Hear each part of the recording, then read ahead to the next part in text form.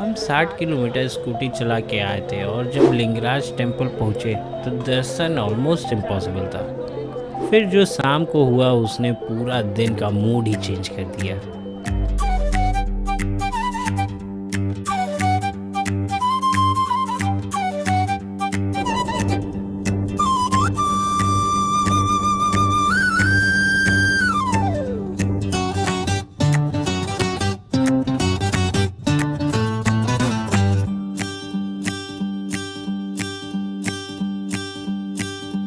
आज है day 2 of our पूरी ट्रिप। आज का प्लान सिंपल था, पुरी से भुवनेश्वर, और एक दिन में भुवनेश्वर को जितना हो सके उतना एक्सप्लोर करना है।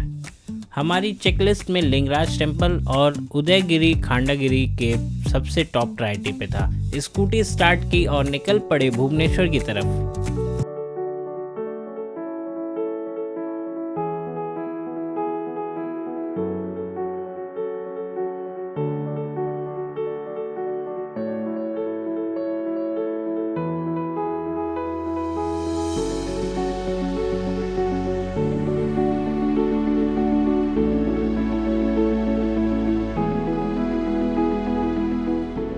हमारा आज का पहला स्टॉप था अशोकन रॉक एडिक्ट। यहीं कहीं अशोका ने कलिंगा के बाद वायलेंस छोड़कर पीस चूज किया था। एक राजा को बदलने में सालों लग गए और हम सोच रहे हैं कि एक दिन में पूरा भुवनेश्वर को समझ लेंगे। सच कहूँ तो बाहर से देखने पर ये जगह इंटरेस्टिंग नहीं लगती, शायद इसीलिए यहाँ क्राउड भी नहीं था। लेकिन जैसे ही अंदर गए तो कलिंगा हिस्ट्री के बारे में काफ़ी कुछ जानने को मिला। और यहाँ एक बहुत पुराना बैनियन ट्री था, पता नहीं कितने सालों से यहाँ खड़ा होगा।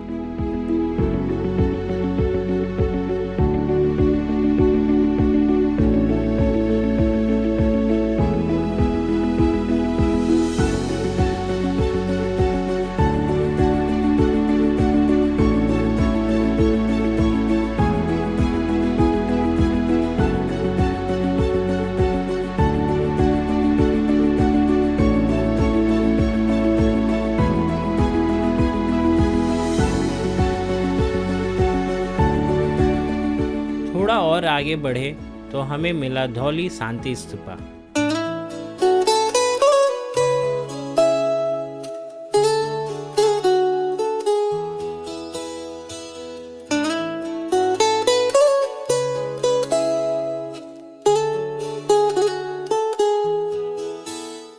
सोचने वाली बात है, जहाँ कभी कलिंगा वार हुआ था आज वहाँ सिर्फ सफ़ेद रंग और शांति है। धौली शांति स्तूपा पर खड़े होकर सच में मन काफ़ी शांत हो गया।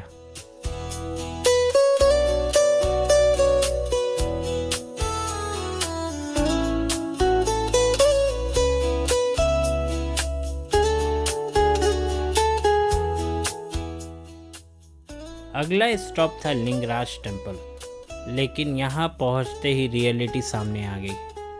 लाइन इतनी लंबी थी कि अंदर जाकर दर्शन करना ऑलमोस्ट इम्पॉसिबल था। वहाँ खड़ा एक ऑफिसर ने हमें बोला, अगर आप लोग शाम को 5-6 बजे के बीच आते हो तो मंदिर में क्राउड काफ़ी कम मिलता है। यह सुनकर हमने दर्शन का प्लान टेम्पररीली कैंसिल करना पड़ा। कभी कभी ट्रैवल में ना सब कुछ परफेक्ट नहीं होता, और शायद वही उसका बेस्ट पार्ट भी होता है।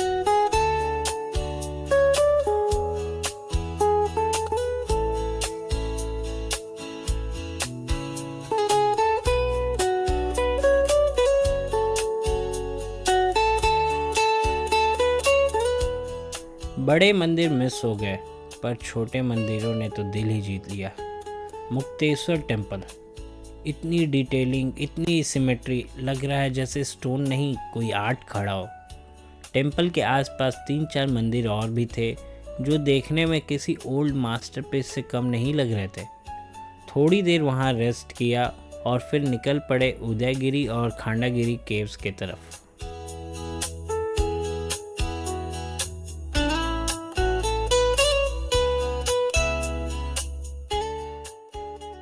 टिकट्स के लाइन में लगभग 10 मिनट वेट करने के बाद हमें एंट्री मिल गई। उदयगिरी और खांडागिरी दोनों के एंट्रेंस अलग अलग हैं। हमने स्टार्ट किया उदयगिरी से और सच में ये हिस्टोरिकल प्लेस काफ़ी अच्छे से प्रिजर्व किया गया है। यहाँ एक केव ऐसी थी जो बिल्कुल स्नेक के हेड की तरह लग रही थी। स्टोन कार्विंग्स और केव देखकर ये इमेजिन करना ही अमेजिंग लग रहा था कि ये सब 2000 साल पहले बनाया गया होगा।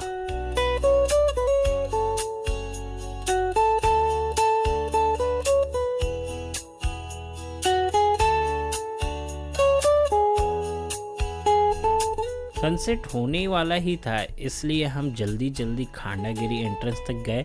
टॉप पर एक जैन टेम्पल है और सनसेट के टाइम वो जगह और भी खूबसूरत लग रही थी।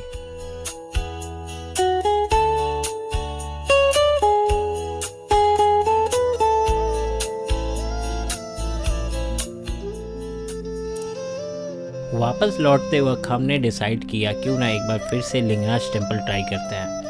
मन में थोड़ा डर भी था कि कहीं फिर से भीड़ ना मिल जाए, लेकिन जब मंदिर पहुँचे, ना भीड़ ना रश, सिर्फ शांति। जो सुबह इम्पॉसिबल लग रहा था शाम को बिल्कुल इजी हो गया। हमने बिना टाइम वेस्ट किए मंदिर में एंट्री की और अंदर एक छोटे छोटे टेम्पल्स में जाकर दर्शन किया।